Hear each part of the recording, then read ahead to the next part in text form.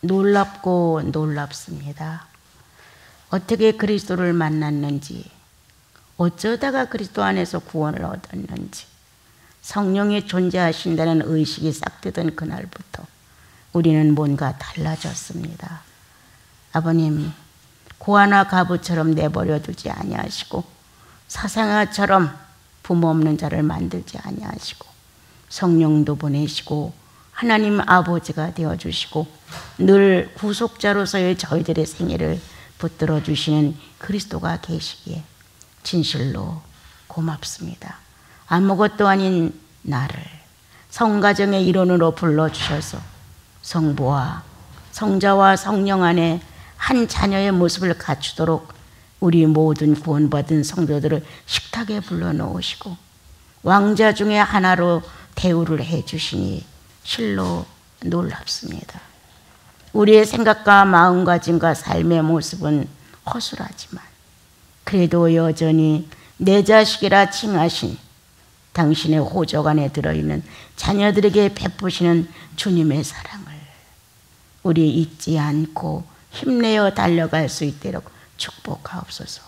예수님의 이름으로 기도합니다. 아멘.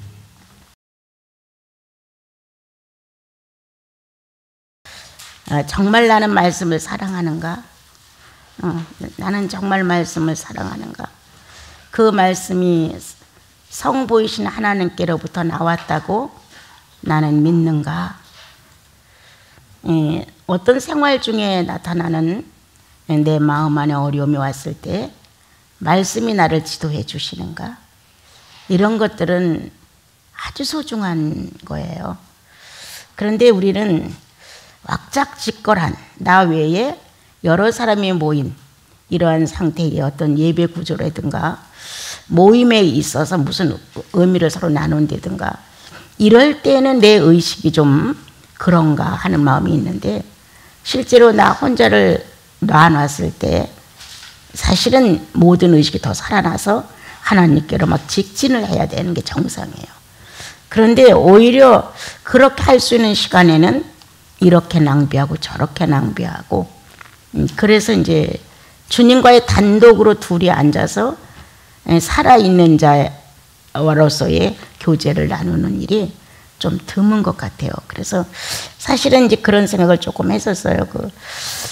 성령의 의식을 어떻게들 느끼고 있는지, 그냥 뭔가 현상이 일어남으로 몸에서 어떤 감각이 오므로 이런 것들로 인한 성령의 의식만 찾고 있는지, 정말 그 성령이 살아 움직이는 모습은 성부 하나님의 자격으로, 어느 때는 성자 예수의 자격으로, 어느 때는 성령의 자격으로, 어느 때는 말씀으로, 어느 때는 만들어 놓으신 대자연의 우주 만물을 통해 아주 다양하게 성령은 책임지시고 자녀들을 이끌어 가시는데, 우리는 그 첫 번째 예수 믿고 구원받고 성령의 인식을 자기 영혼 안에서 이제 감각되는 것으로만 많이 느꼈어요. 그래서 감동이 와야 된다든가, 울컥거림이 온다든가, 눈물이 확 쏟아진다든가, 뭔가 자유함이 오면서 막 기쁨이 넘치든가, 이러한 반응이 왔을 때는 하나님은 살아계셔, 하나님은 분명해, 이렇게 이제 평가를 해요. 그런데 이제 불행이 오거나 어려움이 오거나 대수롭지 않은 사건에 휘말리거나 이러면 그때는 그 하나님이 없는 것 같은 언행을 하는 거예요. 생각이 나빠지고 마음이 나빠지고 자기가 평소에 느꼈던 감정대로 상대를 딱 점 찍어버리고 막 이러한 이제 생활을 하면서 우리가 성장이라는 걸 기대하기는 너무 어려운 거예요. 그래서 이제 성령은 어떻게 일하시는가 이렇게 이제 생각을 조금 하면서요. 주님이 천지 창조를 하시는 창세기 1장의 1절로 시작해서 요한복음 1장의 1절로 이렇게 연결을 시켜보면 그분의 사심이 어떻게 동작되어 나왔는가, 이분들이 어떻게 하나님 자신을 우리에게 알리셨는가. 그래서 이제 처음에 구원을 받을 때는 지식 없이 구원을 받아요. 단 하나, 내가 죄인이라는 것과 죄인을 구원하러 오셨다는 그 예수님의 소식을 듣고 뭔가 내 영혼 안에 내가 굴복을 해요. 나는 그게 기적이라는 거예요. 어떻게 그분에 대해 아는 지식도 없고 들어본 적도 많지 않고 그런데 그분의 얘기를 들으면 내가 그냥 굴복을 하는 거예요. 이러한 산자로서의 경험이 영혼 속에 이제 있게 되므로 신앙에 출발하게 되죠. 그 뒤로 이제 생각이 달라지고 보는 모든 생물들에 대한 관심이 달라지고 내가 어떻게 살아가야 될 것이라는 목표가 설정되고 뭔가 좀 어긋나면은 마음의 괴로움도 오고 이렇게 이제 달라지는 구조가 되어 있었어요, 우리들 안에. 그렇게 하다가 더 이상의 발전할 수 있는 어떤 기회가 왔을 때 발전을 못하게 되면 거기서 그냥 주저앉아요. 그 수준에서. 그리고 연조는 10년이 갔어요. 그럼 그동안 들은 게 많아요. 들은 게 많고 나름대로 분석하고 해석하고 이해하고 받아들여요. 그런데 이게 능력이 안 되는 거예요. 생명력이 없는 거예요. 그래서 나와 여러분은 누룩이 돼버렸어요. 순식간에 퍼지는 거야. 순식간에 모든 의식 구조가 순식간에 반응을 죄인의 모습으로 나타내는 거예요. 단 한 가지 나와 여러분이 위로를 받는 건 그래도 주일날은 예배 보러 가잖아. 가서 말씀 듣고 오잖아. 오늘도 이런 말씀 참 좋았어. 이 정도예요. 이게 내 자아를 옮기느냐? 못 옮겨요. 성령과 내가 확실한 동의가 이루어지지 않는 한 못 옮겨요. 성령이 강력한 힘을 가지고 나에게 오셔서 어떤 역사를 해도 내 자아가 항복을 해야만 이게 이루어지지. 항복을 하지 않는 한은 항복한 것처럼 그 당시 순간은 예라고 대답해 놓고 돌아서서 생각을 해. 아니야. 손해나는 것 같아. 억울해. 내가 왜 그렇게 해야 돼? 이 생각이 다시 이 모든 생각을 다 뺏어와요. 그러다 보니까 우리는 연조 속에 늙은이가 되었어요. 싱싱하고 젊고 발랄하고 뭔가 남들이 봤을 때 탐욕할 수 있을 만큼 건강하고 이런 윤택나는 이러한 신앙의 모습이 없이 그냥 시간 때머러 예배 보러 가는 것 같은 거예요. 이렇게 하면서 그래도 예수 믿는다고 성령 모셨다고 말하지만 실제의 인격 변화는 안 일어나는 거예요. 인격 변화가 안 일어나면 망한다니까요. 아주 개가 묵은 것 같은 거라도 성령이 조명을 하셔서 거기서 내가 자백을 하고 주여 내가 그런 인간이었습니다. 그랬었습니다. 예수님을 안 믿었다면 난 그러한 기질로 지금까지 번성했을 겁니다. 이러한 수십 년의 일지라도 주님과 관계가 맺어져야 돼요. 그래야 나는 형편없는 사람이로구나. 이렇게 자각을 해 자기를. 나는 괜찮은 사람이야. 이렇게 하면 망한다니까요. 나는 참으로 형편없는 사람이로구나. 이러한 자신에 대한 반응을 알게 되면서 내가 어떠한 방법에서 예수님을 따라가야지, 닮아야지 이 결심 갖고 안 닮아져요. 이 각오 갖고 따라가지지 않아요. 10,000,000번의 어떠한 수고보다 단 한 번의 성령과 동의하는 것이다. 그것만큼 효과 있는 일은 없어요. 나와 성령이 함께 일치를 이루는 순간 서로가 몰라. 내가 성령인지 성령이 난지. 이런 어떤 순간에 찰나적인 결합이 이루어질 때 우리는 그분의 실존을 자랑한다. 나에게 어떻게 해줘서가 아니라 그분의 실존이 어마어마한 힘으로 나를 정복했다는 것을 나는 안다. 나는 그분의 그렇게 독특하고 완전하고 확실한 실존에 의해서 존재한다는 게 행복해.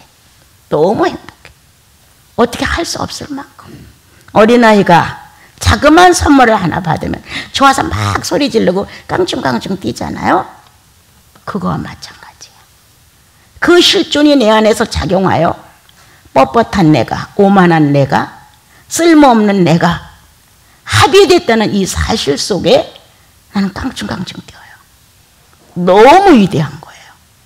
그러한 하늘에서 이루어진 하나님의 어떤 비전이 땅에서 이룰 수 있는 내가 있다는 게 너무 기적인 거예요. 내가 얼마나 훌륭해서 이루어지는 거 아니죠? 내가 모든 걸 갖췄기 때문이 아니죠. 나는 형편없는 사람이에요. 그러나 한 가지, 영생이 확실한 사연 속에서 그분의 실존이 나보다 크다는 것을 인정하는 삶을 조금씩 배웠던 거예요.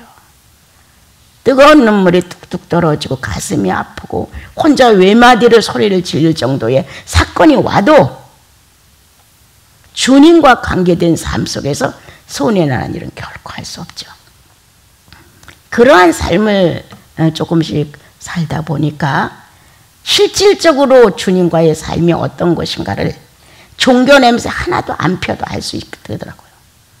찬양이 있어야 되고 기도가 있어야 되고 헌금이 있어야 되고 뭔가 내 육체의 행위로 뭐가 있어져야만 나는 예수 믿는 사람이야 이렇게 생각하시는데 전혀 그와 관계없이 내 생명이 살아있는 한 그분은 존재한다. 그분이 존재하는 한 내 생명은 살아있다. 이런 의지의 결합이 철통같이 이루어지죠. 그래서 이제 신앙은 갈수록 묘미가 있어요. 갈수록 멋있어요. 이제 로마서를 이제 우리 읽으면서 그 기다림 속에 기다림의 시간 속에서 완성된 부분들을 조금 같이 나눠보려고 해요. 이제 우리 한번 9장 읽을 차례예요. 우리 그럼 한번 같이 읽어봅시다. 여기 조금 아까 하다 말한 것 중에서 36절, 8장 36절 구약에 기록된 내용 중에 우리가 종일 주를 위하여 죽임을 당하게 되며 도살할 양같이 여김을 받았나이다. 이렇게 정말 앞뒤로 꽝꽝 맥혀서 더 이상의 기대도 나를 구원할 자도 없을 만큼 위급하고 힘든 상황에 몰려있는 상태를 이사야 선지자가 기록을 하셨고 지금 여기서 다시 이 내용을 인용을 했습니다. 하루 종일 죽음을 당한 그러한 도살할 양같이 끌려가는 비참한 이런 환경이 있습니다. 이렇게 이거는 외적인 환경도 이럴 수가 있지만 심리적으로 만나는 고난도 이런 게 있습니다, 여러분. 예. 그래서 이제 내가 여러분에게 원하는 것은 외부적인 조건이 다 갖추어져도 인생들이 말하는 오복이 다 충만해도 심리적으로 이러한 현상이 심령 안에서 이루어진다면 이건 참 어려운 겁니다. 그런데 사람들은 이런 것은 그냥 박해 시대에 예수 믿지 말라고 끌려가는 시대의 모습처럼 예수 그리스도가 죄인 되어서 유대 사람들 속에서 끌려간 것처럼 이렇게만 비유를 하고 끝납니다. 그런데 더 무서운 것은 심리의 문제입니다. 내가 지난번에도 얘기했듯이 나는 그리스도가 육체의 못을 박은 것이나 매를 맞은 것 물론 육체가 어마어마한 고난이었다. 그보다 더 짙은 고통은 없을 것이다. 그러나 심리가 겪는 고난은 어마어마했다. 이건 남이 어떻게 해줄 수 없는 그리고 아프다는 고백도 할 수 없는 그런데 자기의 영적 상태의 상황은 그렇게 어렵다. 여러분 에덴 동산에서 아담이 선악과에 대한 문제로 인하여 추방을 당하게 되죠.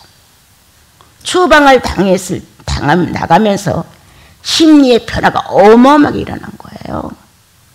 거기서 불쾌감, 불만족, 탓하는 것, 하여튼 수렁에 빠지는 것 같은 좌절감, 이 죄인들이 느낄 수 있는 감각을 다 그분이 체험을 한 거예요.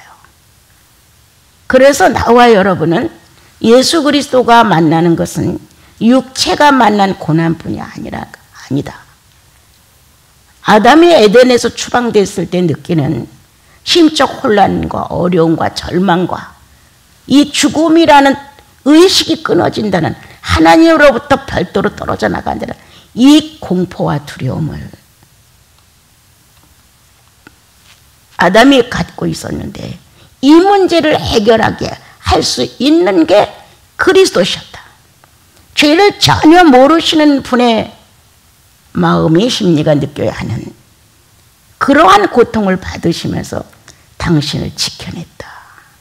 죄짓지 않으려고, 불의한 자와 타협하지 않으려고, 불법의 동료가 되지 않으려고 최대한의 뇌를 단련시키셨다. 그리고 마음이 약해짐으로 인하여 뇌가 발산하고 있는 내용을 마음은 받아서 합작할 수 있어요.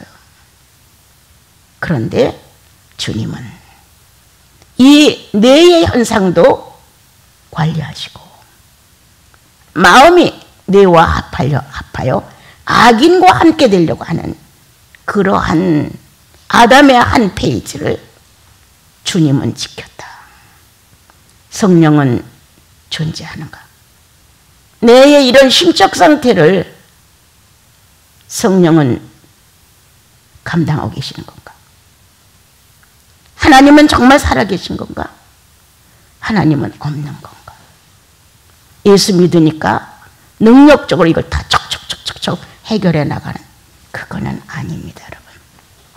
사람에 따라 10%를 느낄 수 있는 사람, 20%를 느낄 수 있는 사람, 똑같은 사건을 갖고도 30%를 느낄 수 있는 사람, 이렇게 비율이 달라지는 것은 타고난 기질 상태입니다. 그것을 더 심각하게 받아들이고 그거에 대하여 약해지는, 또 어느 사람은 똑같은 상태인데 잘 견디고 넘어가는. 그러나 일단 아담이 만난 이 무서운 어려움을 예수 그리스도가 십자가상에서 매를 맞고 채찍을 맞고 뼈가 뚫어지는 십자가의 못을 박는 것보다 더 견딜 수 없는 것, 뇌의 혼란이었다. 더 막 버팅길 수 없는 것은 약해지는 마음이었다. 그래서 매 맞은 것보다, 못을 박는 것보다 더 무서운 치열한 전쟁은 심리에 있었다. 또한 아담의 자아는 말한다. 하나님의 아들이거든. 하나님의 아들이잖아. 그렇게 광야에서 금식을 하신 예수 그리스도를 놓고 세 가지로 네가 하나님의 아들이거든. 만들어 먹어. 돌을 떡으로. 하나님이거든. 아들이거든. 뛰어내려. 하나님의 아들이거든. 나한테 절해. 네가 다 할 수 있다는 거야. 하나님의 아들이라는 어마어마한 내용을 걸고 헌정을 했대요. 다 할 수 있지 않아? 여러분, 잘하는 것은 내 연약성에 늘 기울어지고 있습니다, 여러분. 그런데 거기서 얼마나 죽을 것 같은, 죽는 것과 똑같은 경험으로 자신을 뻗당기셨던 예수 그리스도. 조금도 피해가려고 하지 아니하시고 아담이 이와 같은 경우를 겪으면서 에덴에서 추방된 심리 상태를 구원하기 위한 예수님의 방법이었다는 것. 거기서 아차, 뇌를 한번 잘못 썼다 합시다. 아차, 양심을 한번 잘못, 될 대로 되라 하고 마음을 썼다고 합시다. 육체는 십자가에 달렸을지 몰라도 심리 상태는 구원될 수 없습니다. 우리가 믿는 예수는 내가 과거에 어떻게 망나니로 살았다 할지라도, 그 심리 안에 얼마나 잔악한 것들이 많이 들었다 할지라도 구원은 함께 치료됩니다. 함께 치료되는 겁니다. 그리고 관혹 기질에 따라 그런 문제가 발생되면 나 죽었습니다 하고 예수께로 달려들어야 됩니다. 우리는 부모들이 속상해서 아이들이 말을 안 들으면 야단을 치면서 막 뛰어놓잖아요. 야, 난 니네 아빠 안 할래. 난 니네 엄마 아니야. 너 나가. 이러면서 아기를 막 뛰어놓으려고 그래요. 아, 걔가 잘못했다고, 엄마 잘못해서, 아빠 잘못해서 하고 용서를 빌기를 바라고 잘못했다는 것을 인정해 주기를 바라는 마음에서 부모는 야단을 치면서 너 또 이럴 거야, 안 할 거야. 나는 이런 딸 싫어, 이런 아들 싫어 하면서 부모들은 그런 표현을 한단 말이에요. 아랑곳 없이 이 어린아이들은 그래도 달려들어요. 죽어라고. 엄마, 엄마 하면서 달려들어요. 아빠, 아빠 하면서 달려들어요. 거기서 그것을 받아서 바깥으로 내동댕이 칠 품어가 어디 있습니까? 내 속이 아무리 타고 속상하고 그가 저질러 놓은 일이 아무리 괘씸해도 그렇게 달려드는 자식을 부모는 끌어안기 마련입니다. 그 일을 하시려고 성령이 들어오셨습니다. 성부가 해놓으신 천지창조가 하나님 있다고 증명하지만 나라는 한 사람 속에 있는 심리를 천지창조의 성부 갖고는 내가 용납이 안 되는 거야. 이 안에서 일어나고 있는 이 파동을 정리해 줄 사람이 없는 거예요. 여러분들 죄를 많이 진 사람들이 왜 어려워합니까? 자꾸 생각나서. 악한 꾀를 많이 바깥에다 표현한 사람들이 왜 어렵습니까? 자꾸 기억나니까. 그런데 우리가 예수 믿어가면서 아직도 이러한 사건 앞에 우리는 아직 어리다. 그냥 한때 기분 좋은 기분, 감정, 뭔가 싱싱하고 뭔가 될 것 같고 뭔가 믿음이 꽉 찬 것 같고 정말 내가 하나님 아들 되고 자녀 돼서 앞으로 이렇게 살다가 천국 가서 어떻게 사는 것도 우리는 몰라. 그냥 욕심껏 그리스도가 죄를 용서해 주고 천국 백성 됐다니까 그냥 오케이 하고 받아들인 거예요, 여러분. 그 뒤로 과제가 있잖아요. 천국은 어떤 것이냐? 과제가 있잖아요. 성령 받았잖아요. 성령의 과제가 있잖아요. 성령이 어떤 분이야? 예수 그리스도를 구주로 받아들였잖아요. 예수를 알아야죠. 이런 데 우리가 관심을 안 가졌다는 거예요. 그래서 우리가 문제를 만나면 어린아이 같도다. 실로 어린아이 같도다. 바깥으로 나타나는 외적인 어려움, 예수 그리스도가 다 치고 가셨다고 우리는 받아들이고 믿었다. 그래서 외적인 것은 그래도 어느 정도 넘어간다. 그런데 마음 안에서 일어나는 안갚음이라든가 뭔가 자기가 나름대로 계획한 악성이라든가 머리에서 왔다 갔다 하는 자기의 어떤 고약한 행적들은 그대로 움직이고 있을 때가 허다한 거예요. 오늘 나는 여러분에게 어떤 절기의 습성처럼 오는 경성기간이 아니라 조금 더 실질적으로 했습니다. 구원이 확실하게 내 영혼 속에 증험이 됐다면 성령 존재하는 거 확실화시켜라. 내 안에 존재합니다. 확실화시키는 거예요. 내가 구원을 확신했듯이 성령이 내 안에 존재하는 것 확신시켜야 한다. 성도들이 만나면 아우 당신 구원 받았어요. 예, 당신도 구원 받았죠.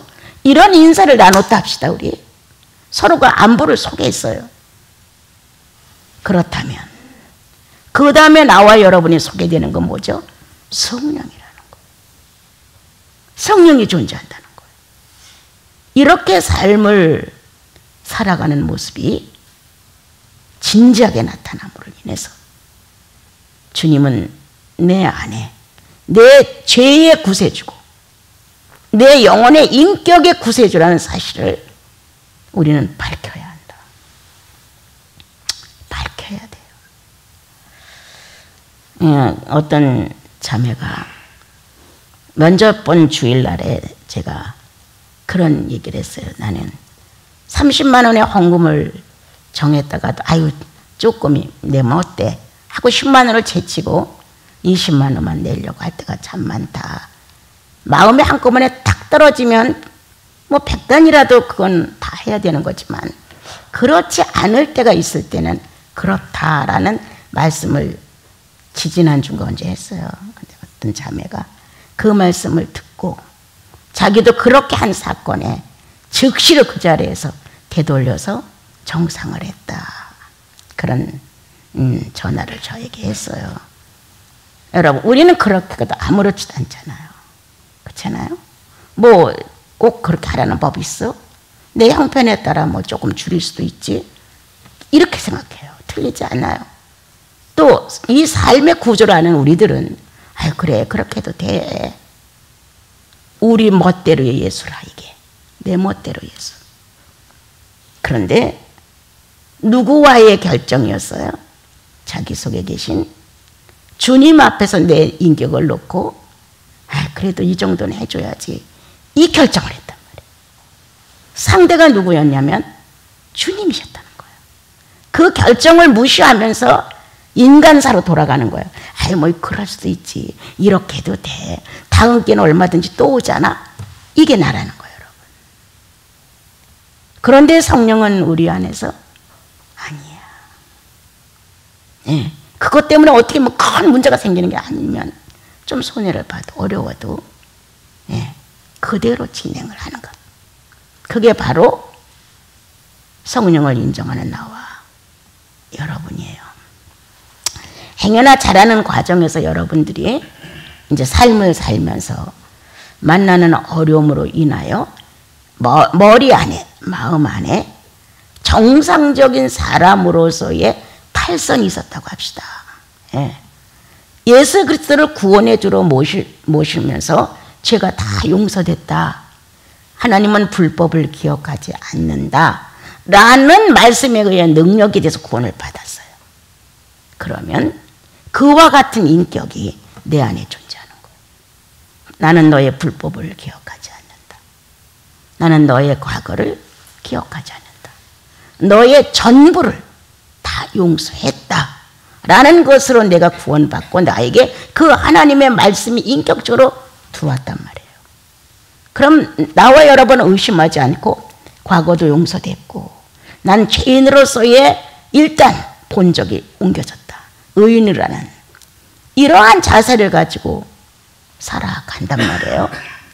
그런데 내가 가까이에서 알고 있는 내 아내를 놓고 내 남편을 놓고 자식을 놓고 부모를 놓고 그 용서법이 나오느냐. 잘 생각해 보세요.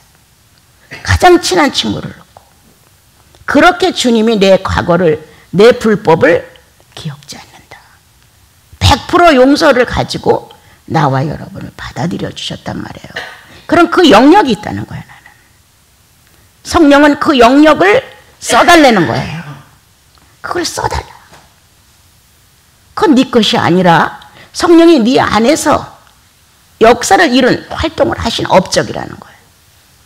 그래서 우리는 예수를 본받는다는 게 막연한 것이 아니라 예수 그리스도를 통해서 우리가 구원받은 구원의 실체를 성령이 현실에서 자꾸 표현하는 거예요. 그러니까 실질적으로 우리 삶에서 실상이 안 될 수가 없어요. 처음에는 많은 프로수가 연약하지만 갈수록 증가하는 거예요.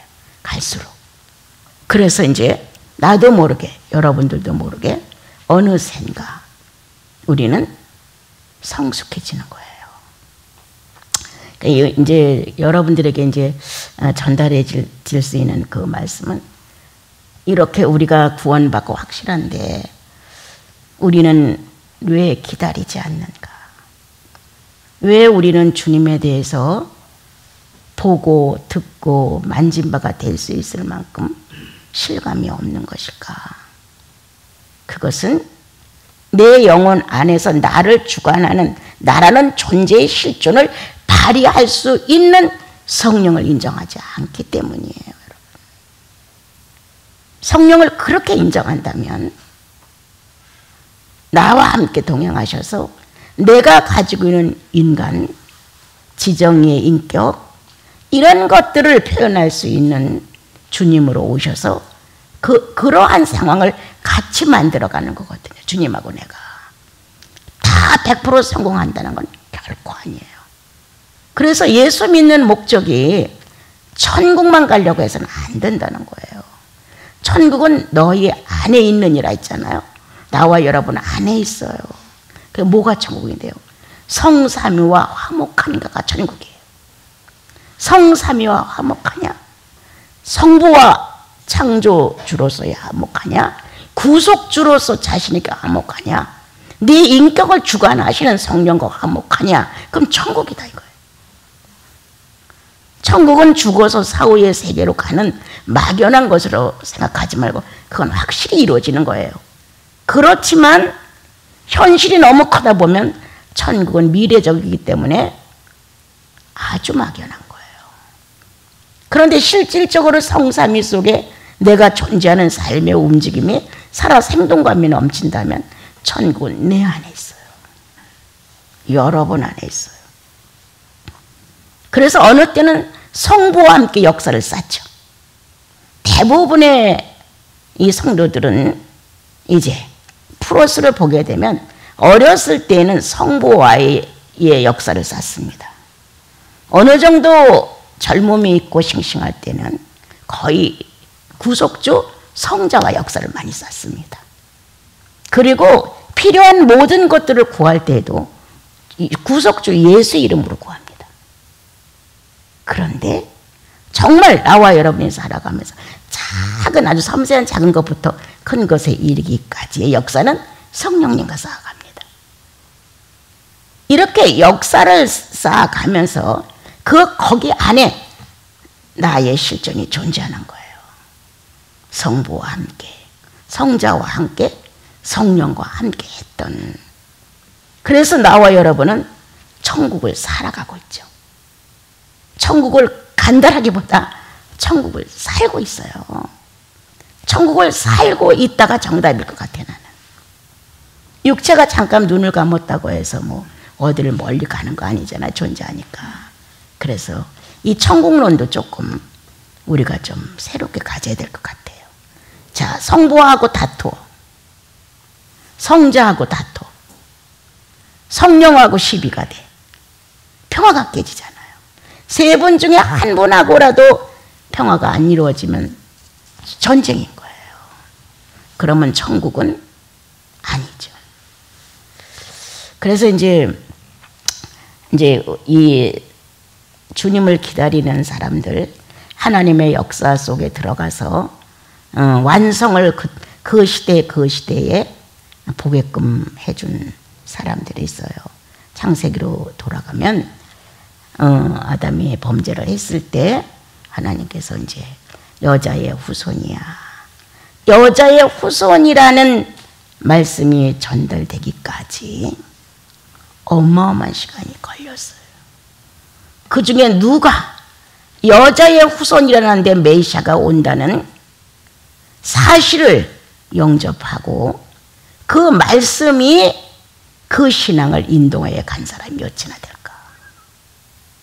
그런데 우리는 지금 셀 수 없고 알 수 없어도 여자의 후손이 와서 뱀의 머리를 상하게 할 거라는 이 말씀의 내용을 성령화한 사람들이 있다는 거예요.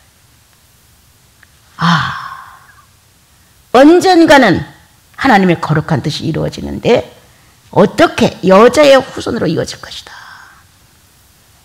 이거를 주장하고 막 나오면 그 당시에도 이런 사실을 모르는 사람들은 이단이라고 한단 말이에요. 그러나 2단이니 3단이든 관계없이 성령이 내 안에 직접 여자의 후손이 와서 뱀의 머리를 상하게 하고 하나님의 원래의 계획을 성취할 것이다 라고 성령이 비쳤다면, 만약 그 첫 번째 소식을 아브라함이 들었다 합시다. 이건 예입니다. 아브라함 속에서 이게 막 살아 움직이는 거예요. 어느 날 아비는 이삭을 붙들고 하나님과 같은 마음으로 여자의 후손이 와서 뱀의 머리를 상하게 한단다. 이런 아비의 진실을 통과한 성령의 역사를 이삭에게 전달한다면 이삭 또한 경험할 것이다. 그래서 이삭은 아브라함은 갔지만 뒤를 이어서 이삭이 여자의 후손이 와서 뱀의 머리를 상하게 한댔어. 하나님의 뜻은 반드시 이루어질 것이야. 이렇게 자기 신앙생활을 기다림으로, 언제 어느 때 올지 모르지만 기다림으로 안았다는 거야, 메시아를. 그런데 그분은 다시 자기 아들에게, 나는 나의 아비로부터 이런 말을 들었단다.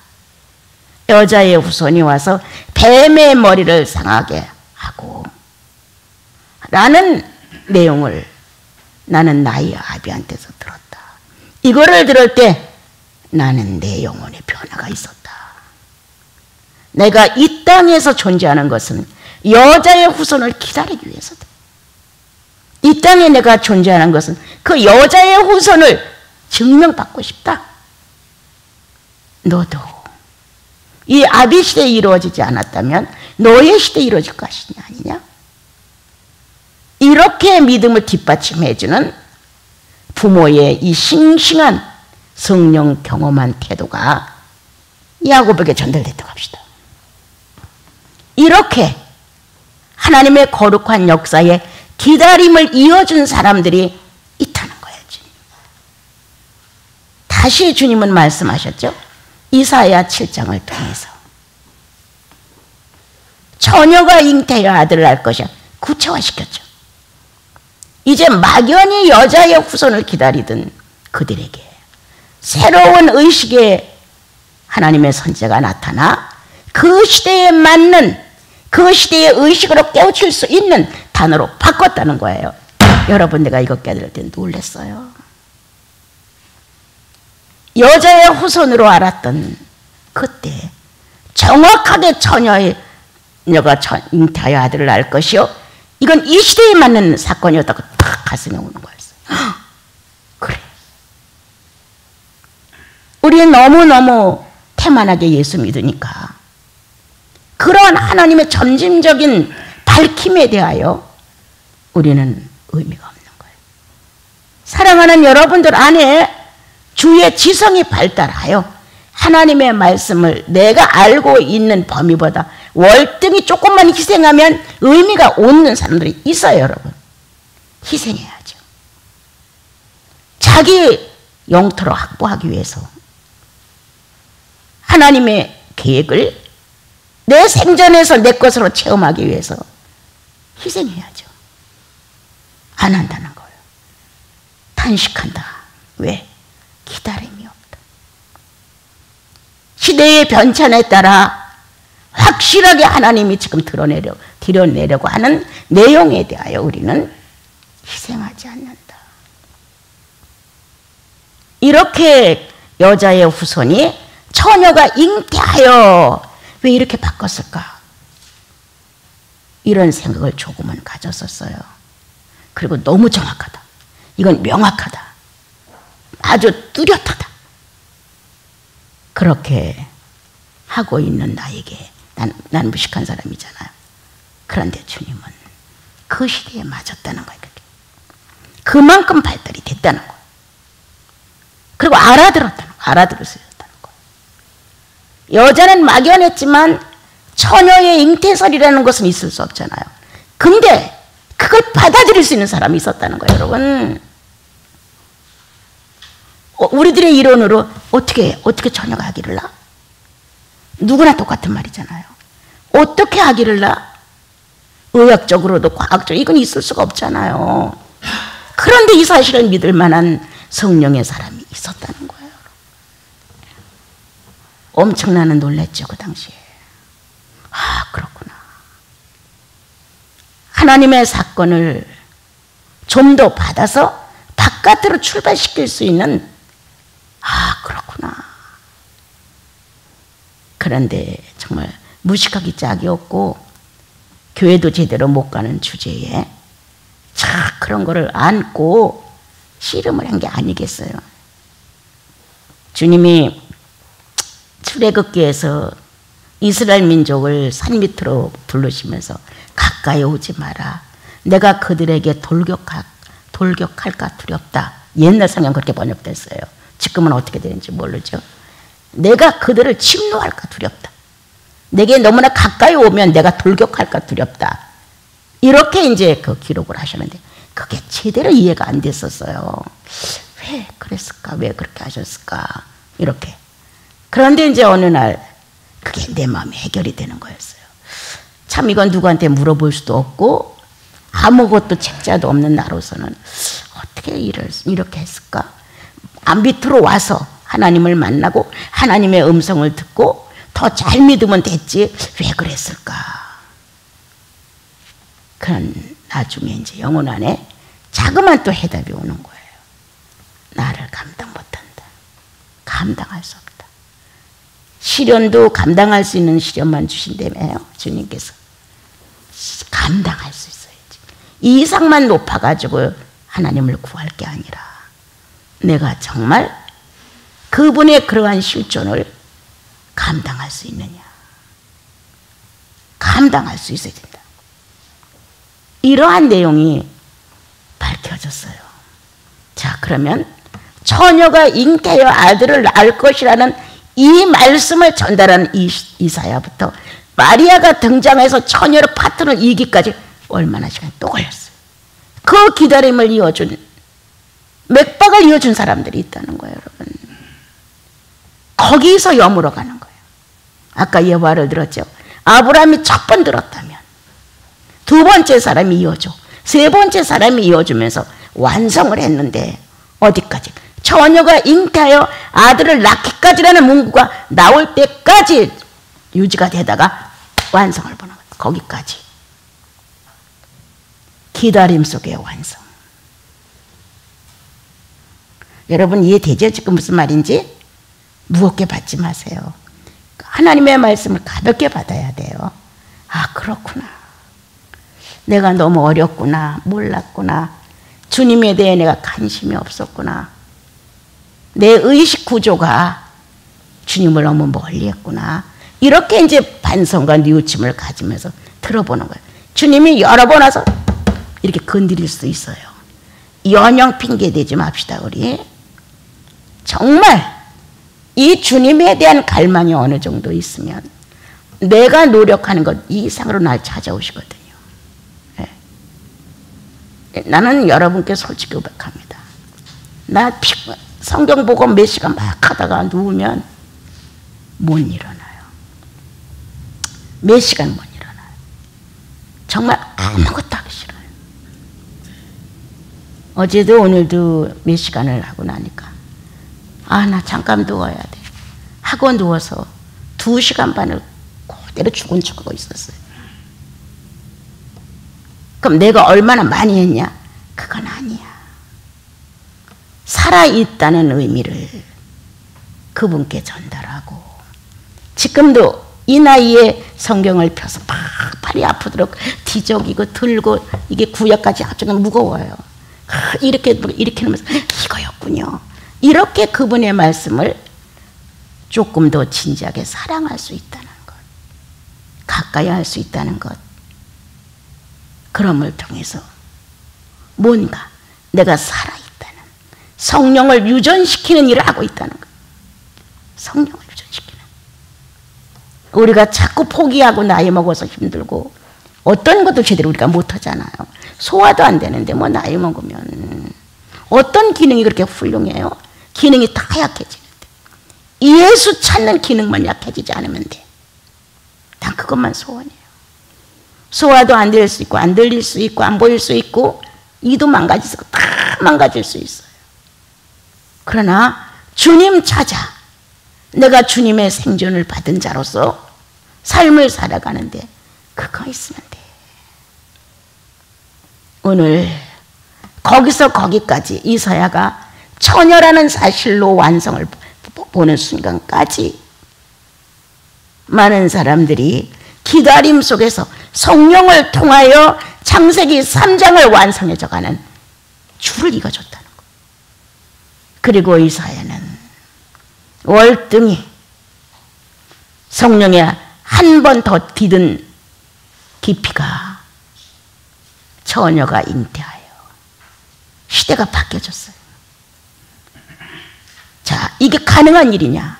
가능하지 않다. 가능하지 않은 것을 구체화시켜버렸어요. 이렇게 확실하게. 그런데 이거를 듣고 믿고 갈망해서 또 나왔다는 거예요. 기다림. 지금은 처녀가 잉태의 아들을 낳을 사건 아니지만 주님 마음 안에서는 처녀로 결정을 지은 거예요. 바깥에서 선전포고를 하셨어요. 처녀가 잉태의 아들을 낳는다. 하나님의 사람들은 귀가 있어. 심령이 할례를 받았어요. 그러므로 알아듣는 거예요. 맞아. 그러면 그렇지. 하나님께서 이렇게 두리뭉실로 여자가 후손을 이을 것이다. 이건 아니지. 뭔가 한 발도 앞서가는 하나님의 성령 충만한 경험을 한 사람들 속에서 맞아. 처녀가 잉태될 수 있어. 하며 합의를 해주는 거예요. 그게 쭉 내려왔죠, 여러분.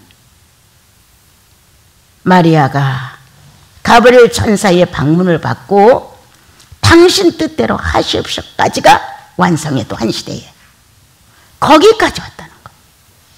여러분, 이렇게 하나님의 오묘한 뜻은 한 사람 시대에 다 마감된 거 아니다. 여자의 후손이라는 말이 그 당시 그대로 해서 그 시대에 완성된 게 아니다. 처녀로 또 한 번 개혁을 하고 거기에 와서 수백 년 수천이 지나간 다음에 마리아가 아기를 낳을 정도가 됐으니까 또 한 시대가 간 것이다. 자, 여자의 후손이 뱀의 머리를 상하는 시대의 사람들의 믿음, 그것을 처녀설로 올 때까지 완성시켜준 사람들, 신비한 비밀에 성령의 경험이 충만한 사람들이잖아요. 다시 이사야의 소문을 듣고 그 말씀을 듣고 들을 때 마음이 뜨겁지 아니하더냐? 인간의 진실함이 고백이 되지. 맞습니다. 주님은 충분히 남녀 결합을 통하여 부정한 결과로 자식을 메시를 낳지는 않으실 겁니다. 아담이 범죄함으로 죄인이 된 사실이니까. 그러므로 그 엄청난 사건을, 지구에서 있을 수 없는 사건을 받아들여준 거예요. 믿음으로. 예, 그렇습니다. 이렇게 받아들여준 믿음에 앞서간 우리의 선배들이 얼마나 성령 충만했냐. 이건 믿어질 수 있는 일이 아니죠. 100% 불가능하죠. 그 잘났다는 내 이성을 갖고 나는 죄인이 되지. 그렇다고 내 이성 판단을 반대해가면서 그 처녀의 잉태에서는 인정하지 못해 나는. 여러분, 난 믿음이 없는 사람이에요. 정말. 난 성경을 볼 때마다 탄식해요. 난 껍데기야. 조개 껍데기. 알이 없는 조개 껍데기. 그 알량한 내 자존심이나 알량한 이성을 갖고 내 판단으로는 안 돼. 이런 식의 처녀의 잉태설을 나는 거부했을 것이다. 나는 그 믿음에 들어갈 자격이 없어요. 없어요, 여러분. 참 어처구니 없는 우리들이 나예요, 여러분. 그래도 꽤나 옳고 그름을 분별하는 걸로 착각하는 나. 그래도 꽤나 감정에 휩쓸리지 않고 고든 마음으로 내 현실을 가고 있다고 생각하는 나. 아무리 이성이 발달하고 아무리 의지적일지라도 처녀의 잉태설이 믿어지지 않는다면 무슨 의미가 있어요, 여러분? 내가 성직자라도 그건 아니죠. 성경을 암송해서도 애웠어도 아니죠. 거룩한 성전을, 재산을 다 투자해서 지었다고 해도 아니죠. 하나님이 온전히 바라시는 것은 그 말을 믿으라는 거죠. 그거를 현실화시키라는 거죠. 완성, 처녀가 나올 때까지 완성의 길을, 대를 이어달라는 거죠, 여러분. 그래서 하나님의 긴 역사는 한 시대, 두 시대를 또 마감하게 됐다. 다시 주님은 이제 예수 그리스도가, 메시아가 처녀의 몸에서 실제로 탄생된 것을 증명했다는 거예요, 여러분. 그 시대에 처녀가 잉태하여 아들을 낳았다는 사실체가 지구에 떨어진 거예요. 눈으로 보았다, 귀로 들었다, 확인했다 가서 보니까 실제로 그렇더라. 이거를 믿어줄 사람이 또 몇이나 있었을까? 우리는 예수 믿고 구원받고 죄사함을 받은 경험이 있어도 처녀가 잉태하여 아들을 낳았다는 거 실감 있게 못 받을 때가 허다해요, 여러분. 그런가 보다. 하나님이니까 그렇게 하셨겠지. 이런 식이지. 하나님과 마음이 합해져서 처녀가 잉태의 아들을 낳았습니다. 이렇게 증인으로 해줄 수 있느냐? 못 해주는 거예요. 고집을 부릴 수는 있어. 그러나 내 체험을 가지고 밝힐 수는 없을 것 같아. 나같이 엉터리인 사람은 내 이성조차도 감정적이고 혼합이야, 혼합. 어느 때는 엄청 이성적이에요. 어느 때는 아주 감정적이에요. 그런데 처녀가 잉태의 아들을 낳았다. 보러 가자. 어림도 없어요, 나는. 왜 헛한 짓을 해? 뭐 하는 짓이야? 정신 차려. 신앙이 없는 나는 예수 편에 못 섰다. 성령 체험에 대하여 아주 가난한 나는 하나님의 거룩한 섭리를 이해하지 못했다. 나는 기다림이 없는 사람이다. 성령 체험이 월등해야 처녀가 아들을 낳았다는 사건 앞에 묵묵히 찾아간다. 말없이. 확인하러 가느냐? 아니다. 경배하러 갑니다. 이미 내 안에서 처녀의 사실로 증명을 받았고 내가 확인했고 믿음이 화합해졌다면 확인하러 가지 않습니다. 경배하러 갑니다.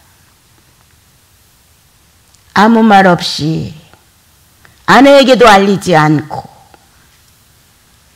지게에다 나무를 지어가지고 이삭을 데리고 떠났던 아브라함처럼 아내에게도 알리지 않고 자식에게도 알리지 않고 묵묵히 떠나 처녀가 잉태한 메시아를 만났을 것이다. 여러분, 이런 성도가 나와야 되잖아요. 이런 성도가 떠버리고 밝히고 이게 아니에요.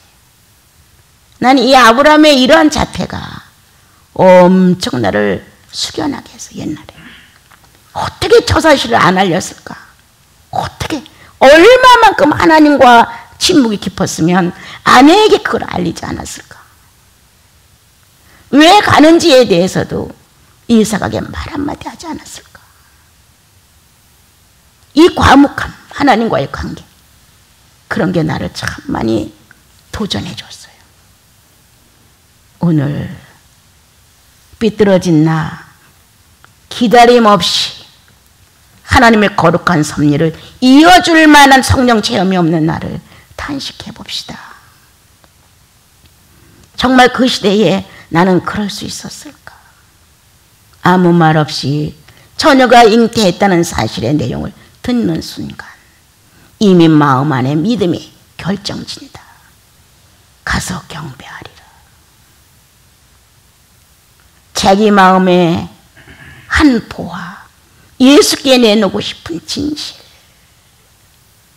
그 한 덩어리를 가지고 길을 떠나서 정말 처녀가 잉태하여 아기를 안고 있는 모습을 보고 깊은 경배를 드리며 이때를 기다렸나이다. 이때를 사모했나이다. 이때가 이루어지는 것이 아버지의 뜻이니이다. 말 한마디를 그분께 던지고 이제 이 종을 놓아 쉬게 하십시오. 시몬의 기도죠. 예수님 품에 안고 이제 이 종을 놓아 쉬게 해 주십시오. 이러한 성도들, 여러분 그냥 왔다 예수 한번 얻어 얻어 걸려서 내 구주 됐으니까 이렇게 살다 죽는, 이게 아니에요. 여러분들의 시간은 예수 그리스도를 엮어가는 시간들이에요. 멋있게 보통과 똑같이 살아. 그렇지만 성령의 체험이, 주님을 갈망하는 이 진실이 육체의 사건이 아니라 신령한 영의 사건으로 우리가 갖고 간다면, 오늘도 주님은 시대를 이어주며 기다림 속에 하나님 나라가 완성되는 데 동참하는 자들을 축복하신다. 한참 자격이 없어요. 한참 난 자격이 없어. 예, 이성도 엉망, 과묵한 것도 엉망. 그러나 나는 믿어요. 여러분들 속에 평소에 성령의 역사를 긍정하고 인정해주는 분들의 경험이 있다면 메시아의 탄생을 놓고 말없이 떠날 것이다. 가서 뵙고 경배하고 앞으로 어떻게 정리할 것인가를 고민할 것이다. 여러분 충분합니다. 충분히 여러분들의 마음 안에, 주님을 도전해가는 여러분들의 심령 안에 성령의 확실한 내용은 아내에게도 말하지 않는다. 자식에게도 알리지 않는다. 오래 내 마음속에서 기다렸던 그분, 내가 가서 경배하리라. 예배는 그리워하는 그분께 나의 진실을 드리는 경배죠, 여러분. 그래서 이제 그 마지막 구약이 완성되는 이러한 마지막에서 처녀가 잉태와 아들을 낳는다는 사건을 이어주어서 나이 어린 마리아가 이 사건을 탁 받았단 말이에요.